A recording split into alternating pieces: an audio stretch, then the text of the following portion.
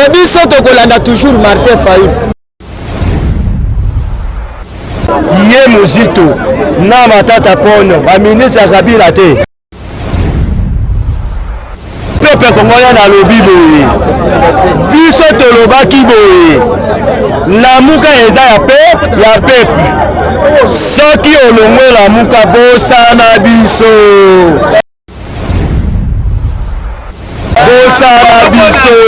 Bosana biso kotie elikete. Tokolanda oyo azotosa biso tina suka.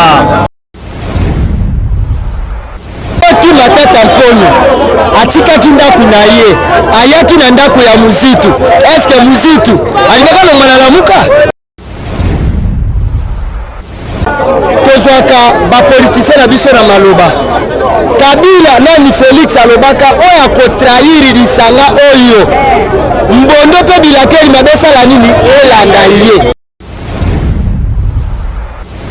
Félix ti lelo lokola trahira peuple congolais azobaluka toujours na rond-point. Opesi peuple passe olobi po batu musu bafinga biso beso ebolandi batu wana bakosaka batu me biso toolanda bino suka nango toye kokutana na biloko ya ndenge oyo tokodefendre nini na bato tolobela babiloko ya ndenge wana ntango suka ma njila toyebi tokana okoto tosala mabe mpona Fayulu tolingi tubasete tola kanda mabe 2023 bosuwaka kuna bokatsa njili te un étranger so uti kuna yokatsa nchangu tobeta yo okopesa sango yo musi tolingi kaka lamuka ngo lingi bosaka yo na Martin yo musi tolingi lamuka bosaka yo na Martin lelo oyo osalaki na Kabila oyaki na lamuka biso toyambaki yo te lelo oyo bato basaki mpe na lamuka balongo na bango lamuka bakie na bango bayambaki bango te pourquoi olingaka yo osaka yo na moninga kasi falaki lokola lisanga bonganga bayaki lamuka falaki yo mpo benga na ye te obise te aya te Muzitu, moi je te connais très bien, je suis un membre du Palulu Mumbiste, Kizengiste, moi. Satande, na lobi yo Muzitu, Ngai, Océan. Na casquette ya parti politique te. Na casquette ya parti politique te. Moi en tant qu'Océan, na bengani yo la lamuka. Ndenge to bengana ko na Palu. Oza mauvais type. Kizenga yebisaka yo, bamemaka mwana ya makelele te na bokila.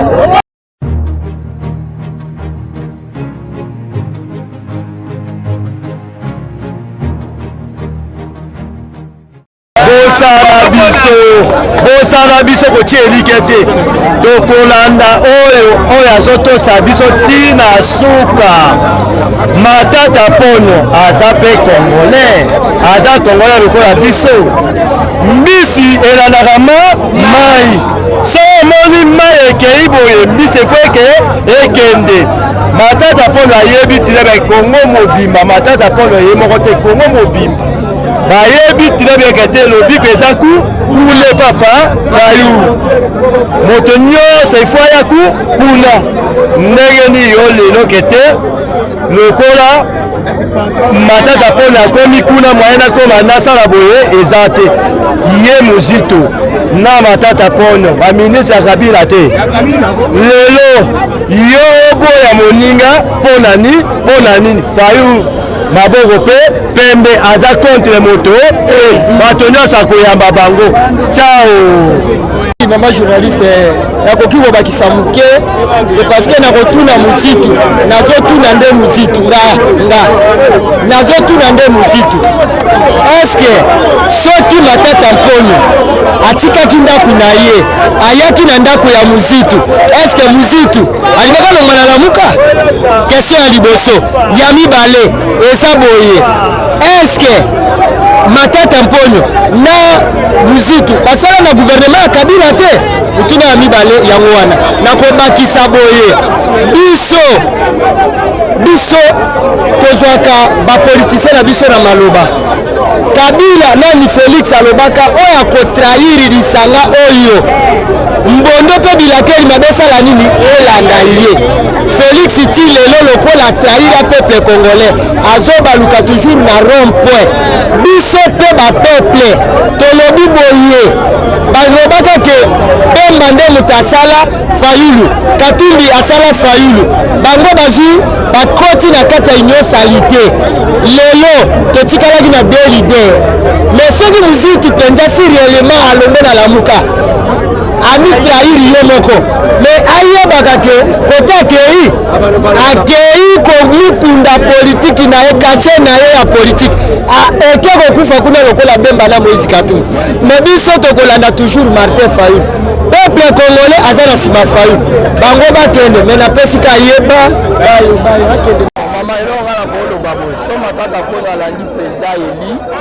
bayebi oyo ezoloba mala monde mpola président eli balandaka motu pamba te matata mpono azalaki na ngambo ya bato wana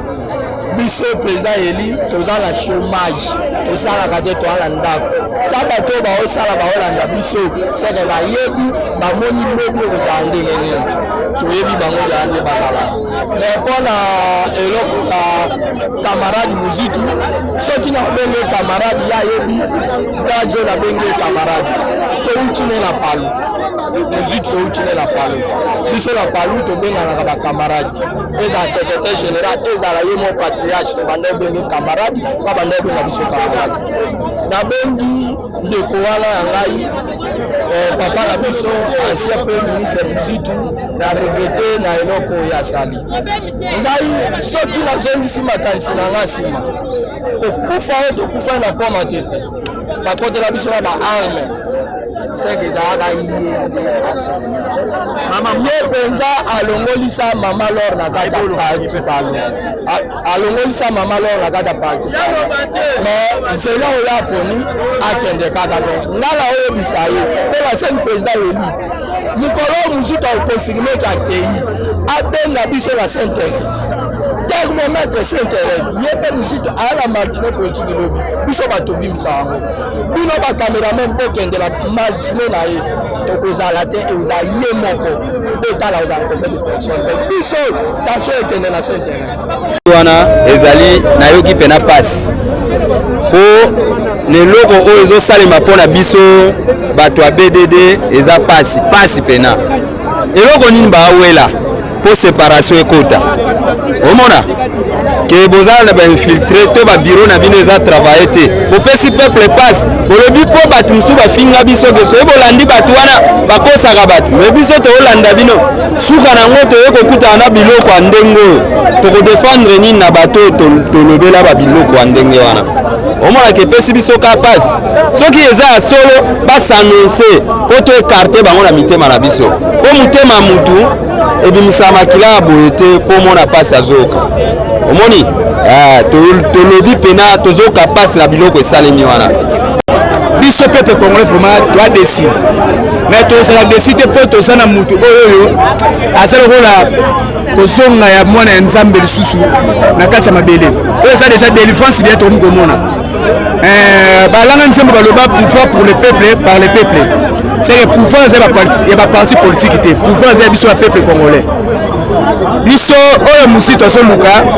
bon azoluka na ye te azomilukela balide yango bakendaki ti Bemba bakenda soi-disant bamisusu bakatangi wana bakenda totikali kaka na Fayulu na biso na Muzitu bon Muzitu mpe lokola lembi na ye lamuka akende na ye totikali kaka na lider na biso moko Martin Fayulu Madidi ye nde tokende na ye ntina suka toyesima 2023 babetama handicap donc bato oyo sote 10% te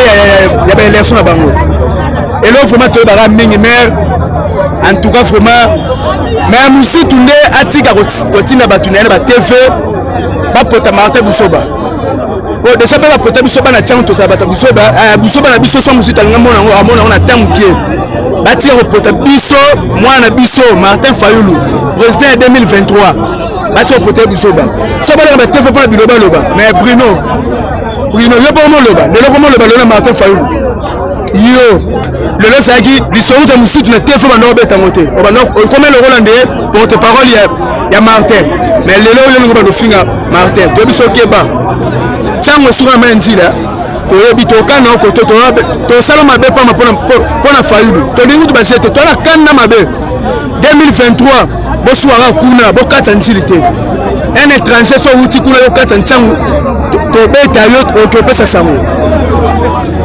Martin Fanda Kimia Kongo mobimba aza na nsima na yo toyebi deja botika te moi batasali nini bacomprendre ke Martin aza na vision bacomprendre ke Martin procès na 2023 bakomi komiyela bango malembe basala na nsima na ye so yo mosusu tolingi kaka pa lamuka yango olingi abosaka yo na Martin yo mosusu tolingi lamuka yango obosaka yo na Martin lelo oyo osalaki na Kabila oyaki na lamuka biso toyambaki yo te lelo oyo bato basaki mpe na lamuka balongo na bango lamuka bakie na bango bayambaki bango te pourkoi olingaka yo osaka yo na moninga kasi falaki lokola lisanga bonganga bayaki lamuka falaki yo mpo benga na ye obise te aya te baepenge bayaki oboya mpo nani oboya bayamba bango te mpo nani lelo ale moninga moni na ye te meme diembela deja pota 2023 aza libre okomi kokima akei na yo bayo me toyebisi yo lamuka ezaka lamuka ata bino nyonso bolongwe lamuka eza biso peuple congolais. Monsieur nani Mozito aza lokola mwana soso azalaki na se ya nzulu ya mama ya soso yango azalaki valeur sans Fayulu Mozito akoki kozala valeur wana te mais soki alongwe oyo mwana soso mutu abatela ye mama soki alongwe kombe oya adoti ye mpe akei akokende na ye kaka boye akokende na ye mais eza mawa soi-disant nakoki bapoliticien baza te bato lokola Mozito un professeur mais ce que balangage batendaka liboso bayebaka yango te eza mawa eza pasi tozwa nani mama oyo politicienne Larry na France aza déterminé mais bapoliticien ya Congo bazalaka na position te bon na makambo nyonso en tout cas esali ngai pasi makasi komona likambo ndenge ezolekela nazalaki koyoka yango me ngai moko na vivre yango mercredi komona mutu na televizio azoloba babétise na regrete nango Mozitu okomi lokola mutu moko alongoli bilamba atikali motakala po eloko ezali kocouvrir elongwe eza pasi eza mawa bozolanda nini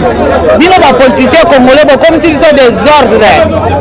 bokomisi biso na desordre na Congo tokomi kozanga meme respect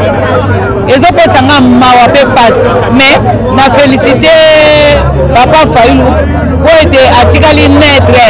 ekomamaki bongo mpo nga na si nalobango ke ce qui est écrit ekomama ntina lola nga nayebaka yango bien otikali bien oza bien na félicité otikalaka ndenge wana mais Mozitu bayo message nazopesa eza moko na bamakambo ezolobama na TV soki lelo na lobi oyo nakoka koloba trop c'est trop ndeko Mozitu alage bato na batelevizio ye na bato yile pesa bakomi bato moko akomi avec ou sans machine na kokende élection avec ou sans bloc patriotique na kokende élection na kotuna Mozitu bloc patriotique ye azokosala lokuta na batv secrétaire nango eza nani azala mikanda nango basinaka wapi quel est le président ou bien l'autorité morale ya bloc patriotique Mozitu moi je te connais très bien je suis un membre du Palu Lumumbiste Kizengiste moi Satande na lobi yo Mozitu ngai Océan na casquette ya parti politique te na casquette ya parti politique te moi en tant qu'Océan na bengani yo la lamuka ndenge tobenganaki yo na Palu oza mauvais type Kizenga ayebisaka yo bamemaka mwana ya makelele te na bokila pouvoir bino bosimbi bozobatela yango bozobundela yango ekomi pembeni bino bozwa yango obandi kolaki bana mike babana kominimize Martin Fayulu na ondimango te est-ce que Mouzito lelo koyebisa bato ya nouvelle ela bakoyebisa Matata Poney pone ayambi ye epa Fayulu qui est Matata Poney premier ministre Joseph Kabila ndeko Mouzito premier ministre Joseph Kabila ngai na Mouzito nous avons contribué na mabepe ya mboka oyo nous avons soutenu Joseph Kabila en 2006 qui 2011 basoutenir ye avant ye ya kolongola ye na palu biloko yango yango atindi bato ekola Bruno Mimbeng afingaka Fayulu na plateau natikaki bango je croyais que bakosuspendre ye namoni basuspendre ye te azocontinue nga mpe satan te nazwi munduku chaîne nyonso ya télévision bokobenga nga na Mouzito na tie minduku tokotala place akokende baceremonie tokosalela ye akozimba lamuka eza ya Fayulu te lamuka eza ya Mouzito te nga peuple congolais na décide mpo na yo Mouzito tokolinga nyamu te ozoseka na mine na motema makambo ezali souviens-toi mokolo na yaki epai na yo oyebisa biso eside ozosala mabe tozwi nanu njoko te ntango tokozwa njoko okozala ndenge nini makambo na yo ezalaki te na motema oyo bloc patriotique ezalaki te basango bamemi ye plus loin balobi toyoki parti politique moko ezolongwa na sang patriotique mais eza prison te moto asentir ke na okota te okotika bato na télévision wana okoganga mpona nini obimake parti politique no eyebani non Mouzito nga oseye na décide na longolo na lamuka natiki drapeau na yo bana nga nazozela sikoyo officiellement yo moko se prononcer soki ozongi mutu te Mouzito okomona peuple congolais na nzela Mouzito soki omeki okomona peuple congolais na nzela rejoindre union salité eza ya démocratie mutu akotima bomesana na bino kote bazobenda bino bayo oyiba ozobanga okende komitika kuna mpo babatama Mouzito tokosala comparaison te na Fayulu aza maboko pembe ali ata 100 francs mutu ya congolais te nanu te Mouzito tozala mutu zonga na nzela epuis sir na mpona silisa ndeko bato bandundu yango mibale nini ebebeli bino ndeko Mouzito politike ya palu ya bino bandeko na biso ya kuna yango ebomiaki palu kizenga bozwi pouvoir te yango boye nango na nouvelle ela nyo bobosana loko bokopere lokola Félix ndenge bamosusu nayoki batiesa na lite oyo oyo bakopere na Museveni bokoperaka na baétranger me bokozwa yango te